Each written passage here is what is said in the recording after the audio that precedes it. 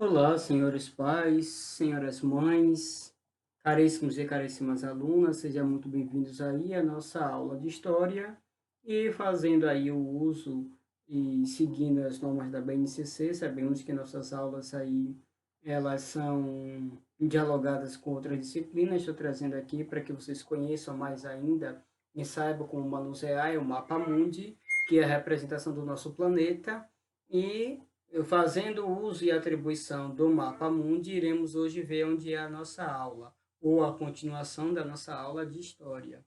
Estamos aqui aproximadamente no Oriente, onde vai dar continuidade à nossa aula. Estamos aí exatamente na região do Iraque, aproximadamente aqui, vocês podem ver no mapa mundi, e damos continuidade à nossa aula. Nós paramos aí no Império Hitita, no reino Hitita, que é o reino que vai invadir o Egito, que vai dominá-lo por mais de 100 anos. E os egípcios conseguem essa proeza de se livrar dos hititas, alcançando a sua independência. Mas, enfim, vamos conhecer agora hoje, um livro Formando o Cidadão de vocês aí, sexto ano, na página número 47, aqui onde tem um touro alado, onde começa ao lado o nosso assunto, que é os assírios. Iremos conhecer hoje essa grande civilização, essa grande contribuição desses povos viventes aí na Mesopotâmia, que é terra entre rios. Os pesquisadores atribuem aos assírios a organização de um império baseado em sua brutalidade perante aos povos vencidos.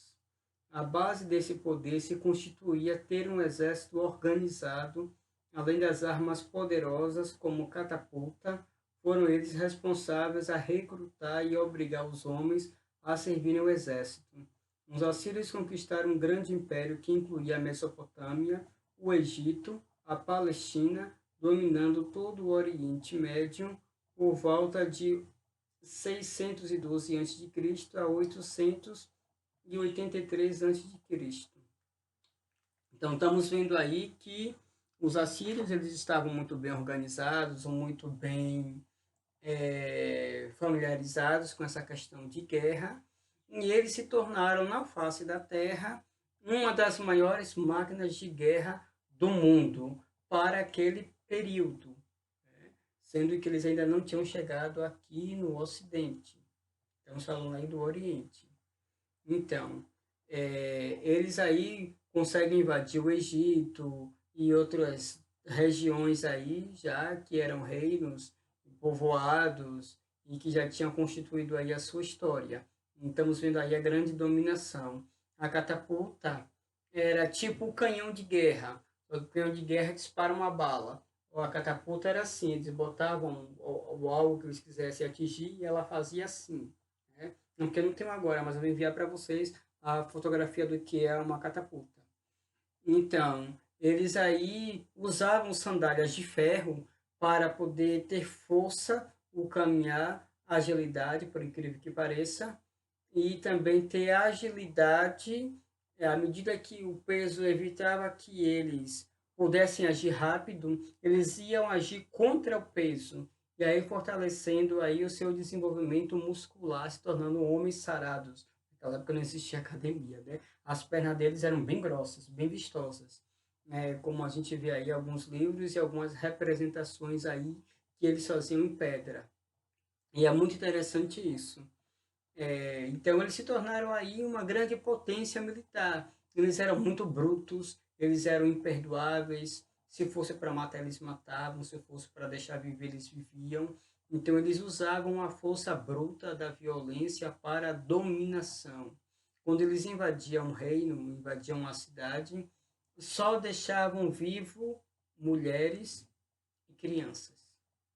Pouco sobrevivia os homens, e quando sobrevivia os homens era aproximadamente aí adolescentes, de 10 a 12 anos que eles iriam usar para o exército, mas do restante eram todos assassinados, homens, idosas, mulheres que já tinham passado da época de fertilidade, eles tratavam a fertilidade das mulheres assim de 15 anos em diante. Depois dos 15 anos, a mulher já não servia para mais nada. Então, elas eram exterminadas. Então, por conta do horror, né, da manifestação bruta, grotesca deles, aí eles ficaram muito conhecidos e muito temidos ali no Oriente por conta aí, né, da sua tamanha força e o tamanho do seu exército. Só para vocês terem ideia, um exército assírio chegava a conter aproximadamente 100 mil homens. Apenas uma única guarda, 100 mil homens, quem dirá o exército todo, que somava aí praticamente 1 milhão de soldados. E aí, dando continuidade ao texto, o terror foi uma arma que atuou a favor da constituição do poder assírio. Mas, ao mesmo tempo, essas ações eram promovidas por parte dos assírios, havia uma reação por parte dos povos dominados. Em muitos casos, atos de selvageria por parte do Império Assírio foram empregados como fim de persuadir seus inimigos a se entregarem sem luta. Não havia piedade com os povos derrotados. Os assírios não apenas saqueavam as cidades, mas também destruíam, torturavam prisioneiros e transformavam em escravos. A grande maioria de escravos era morta, como o professor acabou de explicar aí. Então, poucos sobreviviam, poucos que sobreviviam eram usados como escravos e depois que eram feitas as suas atividades, eles eram assassinados. E eles eram jogados vivos aos animais, eram jogados vivos às feras. Eles não queriam nem saber, não tinha dó nem tinha piedade. E muitas das vezes esses povos se voltavam contra eles, não aceitavam isso não, lutavam. Mas como eles eram um povo tão desenvolvido à frente das batalhas e das lutas, que eles dominavam mesmo, não se deixavam ter medo e eles realmente aí faziam devastação. E à medida que eles diziam assim, vou invadir tal território, o medo do outro território era tão grande que se rendia, pelo amor de Deus, não me mate, tenha piedade, compaixão, misericórdia, clemência, que eu já me entrego, tome posse de tudo, não me mate, deixe vivo, não faça mal ao meu povo. Mas mesmo assim eles matavam, eles dizimavam, torturavam, tocavam fogo, roubavam tudo que tinha, destruía toda a cidade se eles vissem que a cidade não servia para eles. Assim que eles eram. E dando aí continuidade na nossa página 48, estamos vendo aqui um touro alado, que um homem alado com a cabeça de touro, localizado no palácio de Sargão II, rei da Síria. E estamos vendo aí essa imagem onde está na Alemanha, no Museu da Alemanha, e eu não sei aproximadamente aonde porque eu não me recordo agora, mas eu vou investigar e depois comunico a vocês. Vamos lá dando sequência. Os reis mais importantes foram Sargão II, Senaqueribe e Assurbanipal, que foi o mais famoso. Conquistou o Egito e mandou construir uma das bibliotecas que ficava em Nínive, e era composta de blocos que tinham escritos cuneiformes, muito deles preservado até os dias atuais, o que permitiu arqueólogos descobrir muitos aspectos da vida política, militar e intelectual dessa grande civilização com a interpretação dos textos bíblicos. Ou seja, grande parte dessa civilização desapareceu e que o que nós temos hoje de conhecimento sobre elas vimos aí através da Bíblia. Aí tem mais. Tem aí, saiba mais o zigurate, o que é o zigurate. Aí temos aí, na página 48, essa figura aqui. E a informação sobre o que é o zigurate, que vocês precisam ler para conhecer, ter dominação. E quando ouvir novamente essa palavra e houver alguém falando sobre ele, você já tem domínio e conhecimento do que é ele, né? Na sua importância. E agora vamos migrar aí. Os caldeus, o segundo império babilônico. Os caldeus conquistaram a região da Mesopotâmia por volta de 612 a.C., formando o segundo império babilônico, Nabucodonosor. Foi quem iniciou a nova dinastia. Seu filho Nabucodonosor deu prosseguimento. E temos Nabucodonosor, que é o primeiro Nabucodonosor, temos o segundo Nabucodonosor, e o terceiro Nabucodonosor é aquele que vai dominar ainda aí o povo hebreu, e quando a Pérsia domina a Babilônia, na sua segunda hegemonia, vai libertar os hebreus. Vamos lá dando segmento. Nabucodonosor foi quem iniciou a nova dinastia. Seu filho Nabucodonosor deu procedimento fazendo grandes conquistas, entre elas de Jerusalém, 587 a.C. O maior governante dessa nova etapa foi Nabucodonosor II, a quem atribuída a construção do maior zigurate já visto, que é a Torre de Babel, que desapareceu para sempre. E de outra obra fantástica de engenharia, Os Jardins Suspensos da Babilônia, que também é desaparecido.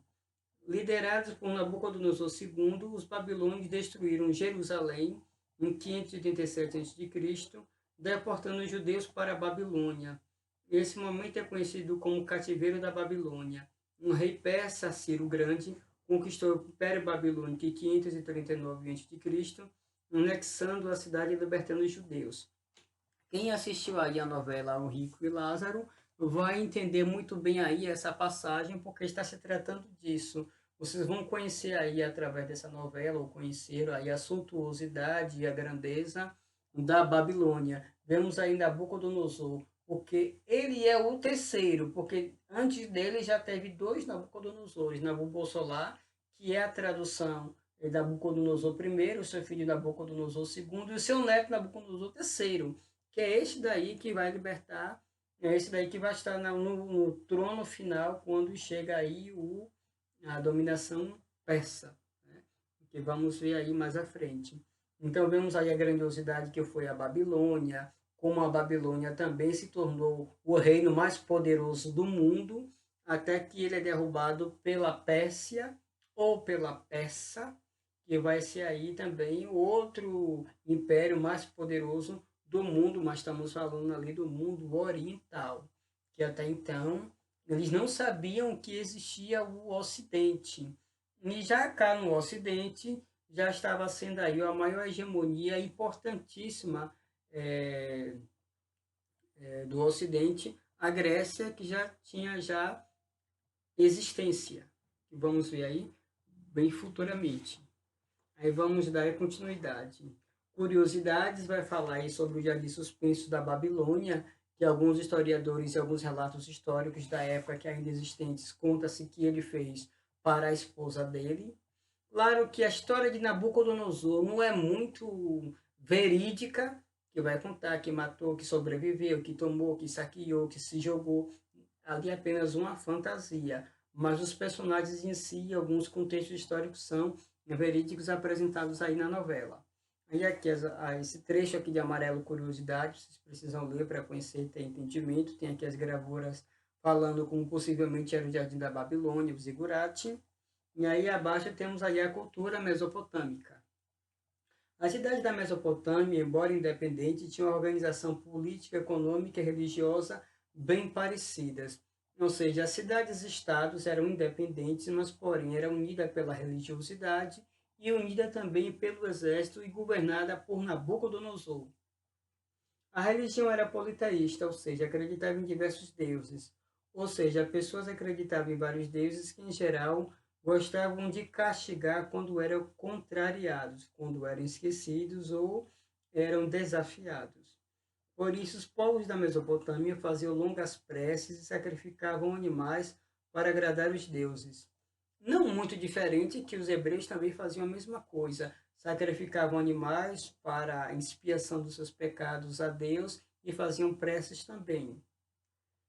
A principal arte da antiga Mesopotâmia foi, sem dúvida, a arquitetura, principalmente voltada para a construção de templos, que são a igreja que nós conhecemos, e o palácio, que era para os governadores, e o palácio de Nabucodonosor, que foi o mais importante, o mais conhecido aí das antiguidades, que hoje não existe mais. O zigurate, diferencialmente das pirâmides do Egito, que serviram como túmulos e eram usados como templo também, como observatório de astronomia e como palácio. E podemos ver aí que o zigurate, como vocês podem ver aí já na página 48, eles serviam de túmulo para reis e governadores, né? Servia também como laboratório de astronomia para estudar os astros, ó, a aula de geografia de ciências, entrando o professor George, Podemos ver aí também falando da escrita cuneiforme, das escritas e medidas aí, olha, entrando aí, a língua portuguesa, o gênero textual, a professora Elô, prazer, né, professor Jorge. Vemos aí também aqui uma fotografia de como era o exército, um livro bem ilustrativo, trazendo informações. Já na página número 50, temos aqui o portal de Está, era uma deusa. Foi um portal da cidade da Mesopotâmia da Babilônia, construído em homenagem à deusa babilônica Está por volta de 575 a.C., por ordem do rei Nabucodonosor II, ao lado norte da cidade. Essa daqui é uma representação, mas não existe mais. É uma cópia fiel do que existiu e está lá na Alemanha. Mas fragmentos dela existem até hoje. Mas ela por si só, como está aqui inteira, não existe. É apenas uma representação que está no museu também na Alemanha, que foi levada aí pós Segunda Guerra Mundial. Aí vamos dar a sequência. As pinturas e esculturas relatavam principalmente temas religiosos e bélicos, que estamos falando aí de guerra. Embelezavam o rito dos templos e palácios, embelezavam o interior dos templos e palácios, com destaque para baixos relevos assírios, bastante característicos da cultura artística. Ou seja, eles estão aí escrevendo, falando, mostrando como era o seu dia a dia, a sua religiosidade, a sua maneira de governar, ou seja, onde qualquer pessoa que passasse viria que estava estampado o poder da Babilônia, o poder do soberano, o poder dos governantes e o poder do povo, porque o povo babilônico era valorizado, o povo babilônico era protegido. Então, existia o código babilônico que ia proteger os babilônicos, as cidades babilônicas, e tinha o código que ia reger os estrangeiros. Os estrangeiros e os escravos, os cativos, eles tinham outra lei para governá-los, mas eles não tinham a mesma identidade que os babilônicos, eram independentes. A lei do babilônico era diferente do estrangeiro, do cativo. Era muito diferente. E temos aqui. Podemos esquecer que, segundo os pesquisadores, a primeira forma de escrita surgiu na Mesopotâmia, a escrita cuneiforme que foi criada pelos sumérios através da decifração dessa escrita que compreendemos a história mesopotâmica, pois, através da leitura das plaquetas que chegaram até nós, podemos conhecer parte das leis da literatura, da criação científica, das práticas comerciais religiosas, comportamento social dos povos que viveram entre o Tigre e o Eufrates. As principais contribuições desses povos para os nossos dias foram a geometria, a aritmética, a astronomia, a astrologia, os canais de irrigação, a divisão dos anos de 12 meses, da semana em 7 dias e o dia em 24 horas. Aí na página 51 tem aí a cultura mesopotâmica, saiba mais. Aí a página 52, 53 e 54 tem aí as nossas atividades. Então, podemos ver aí claramente que na Mesopotâmia tem aí já a astronomia, o estudo dos espaços, que vai surgir lá aí os nossos primeiros mapas. Os primeiros mapas eram recortes de como era o tamanho do reino e as cidades e estados que o reino administrava, que estava sobre a sua jurisdição, no seu domínio. Vamos ver aí a criação do calendário de 12 meses, que é o nosso. Vamos ver aí a semana que contém 7 dias, que é o nosso mesmo. Só muda o nome dos dias, que aí já veio aí a intervenção romana. Vamos ver aí o surgimento da hidráulica. Vamos ver o surgimento da engenharia hidráulica, levar a água dos rios para as cidades e para as casas. O nosso sistema de embasa hoje. Vemos aí também o moinho d'água. Vamos ver aí a formação, a classificação, o poderio, a fortificação do exército. Vamos ver também aí os estudos da arquitetura que temos hoje, da engenharia civil. Então, como não dizer que o mundo hoje é uma releitura do passado. Tudo que existia no passado existe hoje. Lá já existiam as primeiras escolas, lá existia professores como eu que estou dando aula aqui, lá já tinha disciplina de história como vocês têm hoje, já existia disciplina de matemática, já existia disciplina de português, já existia gramática, já existia redação, já existia literatura, como vocês podem ver aí no livro, né? Eles tinham até a biblioteca, tinham livros em tabuinha de argila. Olha a riqueza que a nossa aula vem trazer hoje. A nossa aula hoje está falando de geografia, está falando aí de astronomia, está falando aí também com intensidade de outro campo da geografia, está falando aí da língua portuguesa, está falando de história, né? E olha aí a geopolítica, a formação aí, né, dos conhecimentos. Olha a grandeza que esse assunto está trazendo para nós hoje. Então, eu finalizo aí, deixando para vocês atividades como foi passada. Espero que assistam a videoaula, tirem dúvidas, comentem, assistam várias vezes, façam a leitura, porque sem a leitura fica muito difícil de se desenvolver. Monteiro Lobato diz que mal lê, mal escreve, mal conhece, mal fala. É muito importante o hábito da leitura, porque somente com a leitura nós podemos galgar o degrau da evolução. Não se faz nada, absolutamente nada, sem a leitura, não se compreende.